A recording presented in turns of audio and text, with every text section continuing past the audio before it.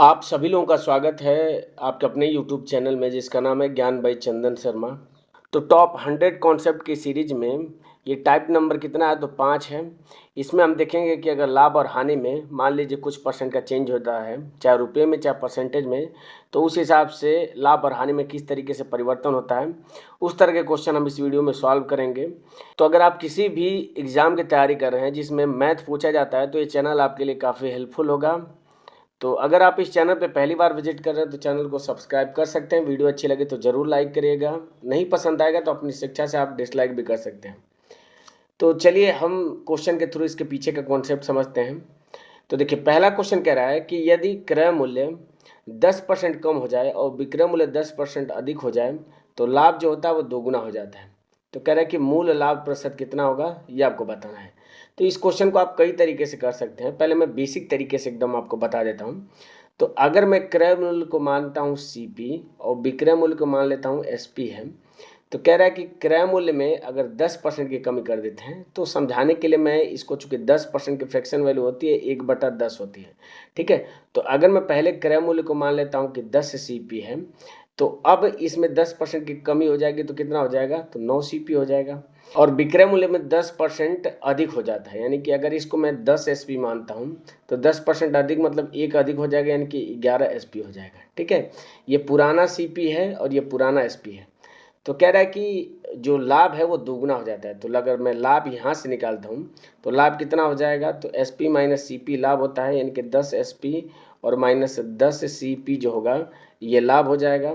ये बराबर किसके हो जाएगा, तो यहाँ से 11 एस पी और माइनस कितना हो जाएगा, तो 9 सी पी, ये लाभ हो जाएगा।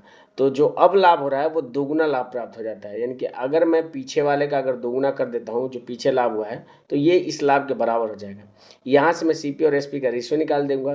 तो ये देखिए 10 एस पी हो जाएगा, 11 एस पी इसमें से घट जाएगा तो 9 एस पी हो जाएगा। और ये 10 दुना के 20 जब उधर जाएगा तो 9 में से घट जाएगा, तो 9 में से घट जाएगा तो 11 क्या हो जाएगा, सी पी हो जाएगा। तो यहाँ से एस पी और सी पी का अगर मैं रेशियो निकालता हूँ तो 11 बटा कितना हो जाएगा, 9 हो जाएगा। यानी कि 9 का सामान खरीद के ला रहा है, 11 में बेच रहा है, इसका मतलब 2 का उसको लाभ हो रहा है कितने पे, 9 पे। प्रतिशत लाभ आपको बताना है तो 100 से गुणा कर देंगे। तो 100 से गुणा करेंगे तो आंसर क्या निकल के आ जाएगा आपका, तो 22.22% निकल के आ जाएगा। अप्रोक्सीमेट में अगर लेंगे तो 22% इसका करेक्ट आंसर हो जाएगा। आप इसको सिंप्लीफाई कर सकते हैं तो 200/9, 9 दुना के 18 हो जाएगा, और ये 2 20, 9 दुना का 18, यानी कि 22.22% आ जाएगा, ठीक है। तो चलिए बढ़ते हैं अगले क्वेश्चन पे। अगला क्वेश्चन कह रहा है कि एक व्यक्ति एक वस्तु 10% के लाभ पर बेचता है। यदि वह इसे 10% कम में खरीदता और 18 रुपये अधिक में बेचता तो उसे 25% का लाभ होता। तो क्रय मूल्य उसका ज्ञात करिए। तो कह रहा है कि जो वस्तु है वो 10% लाभ पे बेचता है, इसका मतलब अगर वो 100 में खरीद के लाया है तो 10% लाभ यानी कि 110 में बेचता है। ये इसका सीपी हो जाएगा और ये कितना हो जाएगा, एसपी हो जाएगा।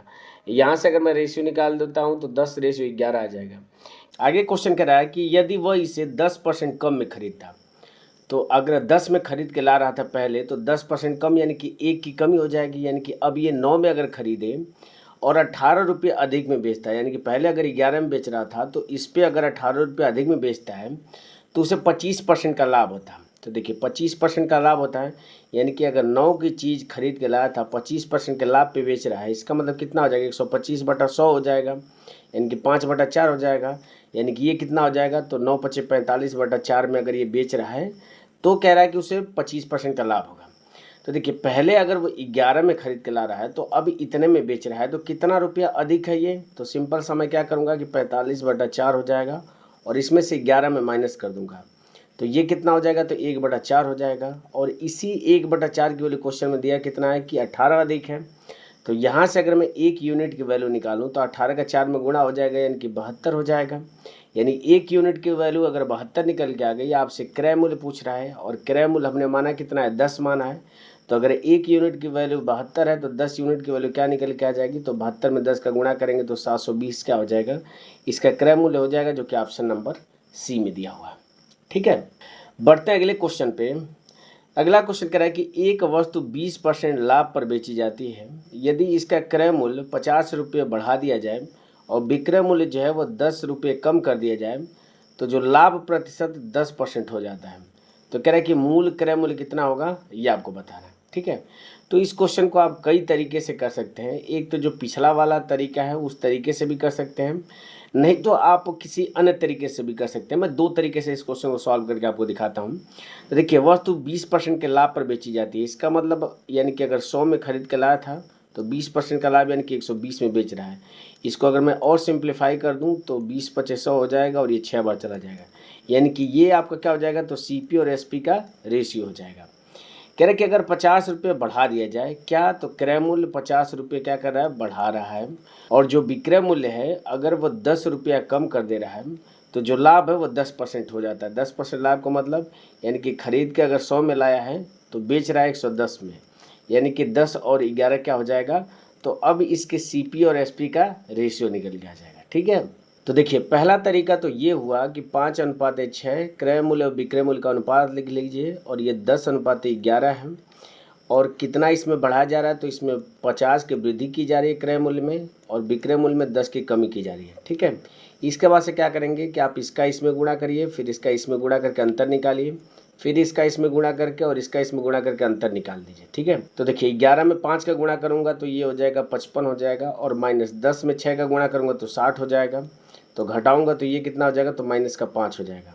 अब यहाँ पे अगर गुणा करता हूँ मैं तो 10 प्लस का है और ये 10 माइनस का है, तो माइनस कितना हो जाएगा, 100 हो जाएगा, और माइनस 50 में 11 का गुणा करूंगा तो कितना हो जाएगा, 11 पचे 55 यानी कि 550 हो जाएगा। जोड़ूंगा तो कितना हो जाएगा, माइनस का 650 हो जाएगा, और ये किसकी वैल्यू हो जाएगी, तो इसी -5 की वैल्यू हो जाएगी। दोनों साइड से माइनस हट जाएगा तो 5 की वैल्यू क्या हो जाएगी, तो 650 हो जाएगी। आपसे पूछ कह रहा था कि मूल क्रय मूल्य, तो मूल क्रय मूल्य ये आपका है 5, इसी 5 की वैल्यू निकालनी है, और 5 की वैल्यू निकल के आ क्या गई है, 650 निकल के आ गई है।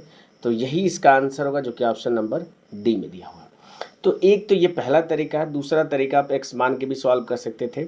तो देखिए अगर मैं इसमें अनुपातिक संबंध एक्स मानता हूँ तो क्रय मूल्य हो जाएगा आपका 5x हो जाएगा, और विक्रय मूल्य कितना हो जाएगा, 6x हो जाएगा। क्रय मूल्य में कितने की वृद्धि की जा रही है, तो 50 की, तो क्रय मूल्य में मैं 50 की वृद्धि कर दे रहा हूँ तो 5x प्लस 50 हो जाएगा, और विक्रय मूल्य में से क्या कर दे रहा हूँ, तो 10 अगर घटा दे रहा हूँ तो ये क्या हो जाता है, 10% का लाभ हो जाता है, यानी कि 11/10 क्या हो जाएगा, एसपी और सीपी का रेशियो हो जाएगा। यहाँ से अगर इस इक्वेशन को भी सॉल्व करेंगे तो भी आपका आंसर क्या निकल के आ जाएगा, ऑप्शन नंबर डी 650 से निकल के आ जाएगा। तो आप दोनों में से किसी भी तरीके से इस क्वेश्चन को कर सकते थे। बढ़ते हैं अगले क्वेश्चन पे। अगला क्वेश्चन कह रहा है कि एक व्यक्ति एक वस्तु 15% के लाभ पर बेचता है। यदि वह इसे 20% कम में खरीदता और 60 रुपये कम में बेचता तो उसे 25% का लाभ प्राप्त होता। तो क्रय मूल्य कितना होगा ये आपको बताना है। तो इस तरह का क्वेश्चन मैंने कराया है, मैं फिर से बता देता हूँ कि वस्तु 15% के लाभ पे बेचता है, यानी कि अगर खरीद के 100 रुपये में लाया है तो 15% का लाभ यानी कि 115 में वो बेचता है। कह रहा है कि 20% कम में खरीदता है, यानी कि 100 का सामान अगर लेके आया है तो 20% कम का मतलब कितना हो जाएगा, तो 80 में अगर खरीदता है, और 60 रुपये अगर कम में यहाँ पे अगर ये इसको बेचता है तो 25% का उसको लाभ होता है। यानी कि 80 की चीज़ अगर 25% के लाभ पे बेचता है, इसका मतलब 125/100 हो जाएगा, यानी कि 5/4 हो जाएगा। सिंप्लीफाई करूँगा तो 20 चौको 80, 20 पचे कितना हो जाएगा, 100 हो जाएगा। यानी अगर 115 में पहले बेचता था तो अब 100 रुपये में बेच रहा है, तो कितना कम में बेच रहा है, तो 15 रुपये कम में बेच रहा है, और इसी 15 की वैल्यू क्वेश्चन में दिया कितना है, तो 60 दिया है। तो यहाँ से अगर मैं एक की वैल्यू निकालूंगा तो एक की वैल्यू क्या निकल के आ जाएगी, तो 15 चौको 60 यानी कि 4 निकल के आ गई। आपसे 100 की वैल्यू पूछ रहा है क्योंकि क्रय मूल्य आपसे पूछ रहा है, तो 100 की वैल्यू क्या हो जाएगी, तो 4 में 100 का गुणा करेंगे तो 400, इसका क्या हो जाएगा, करेक्ट आंसर होगा जो कि ऑप्शन नंबर डी में दिया हुआ है। बढ़ते हैं अगले क्वेश्चन पे।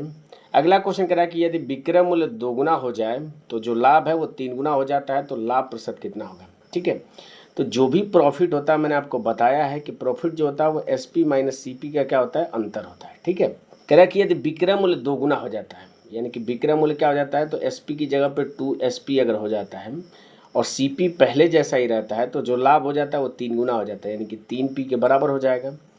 अब मैं इसको क्या करूँगा, अगर इसको मैं पहला इक्वेशन मानता हूँ, इसको अगर मैं दूसरा इक्वेशन मानता हूँ, तो इस पहले इक्वेशन और दूसरे इक्वेशन को बराबर कर दूंगा। तो बराबर करने के लिए इस p में क्या करूँगा, मैं 3 का गुणा कर दूंगा, तो इधर भी क्या हो जाएगा, 3 का गुणा हो जाएगा।